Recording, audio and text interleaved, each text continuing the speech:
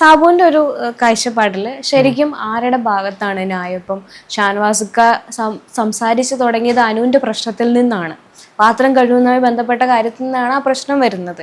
പിന്നീട് അത് ഷാനവാസക്കയിലേക്ക് എത്തുന്നു, ഹോസ്പിറ്റലിലാവുന്നു, പ്രശ്നങ്ങളാവുന്നു.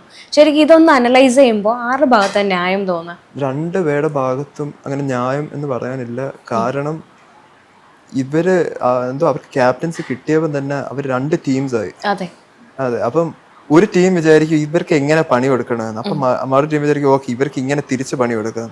അപ്പൊ അവരിങ്ങനെ പണി കൊടുത്തു തുടങ്ങുമ്പം അവർ വിചാരിക്കാത്ത പോലെയൊക്കെ ആ പണി പോയി എന്ന് പറഞ്ഞാൽ ആദ്യം എന്തോ അക്ബർ പറഞ്ഞായിരുന്നു ഫുഡ് നിഷേധിക്കുന്നു എന്ന് പറഞ്ഞപ്പോ അതില് കേറി എന്തോ മനസ്സിലായി നൂറൊക്കെ പറഞ്ഞപ്പോ അതൊരു ഭയങ്കര സംഭവം. അങ്ങനെ നമുക്ക് പറഞ്ഞുവിടാം, ഫുഡ് നമുക്ക് വേണം. അപ്പൊ അവിടെ അവർക്കൊരു ഇല്ലെന്ന് പറഞ്ഞു. അപ്പൊ അവിടെ അവർക്കൊരു തിരിച്ചടി കിട്ടി.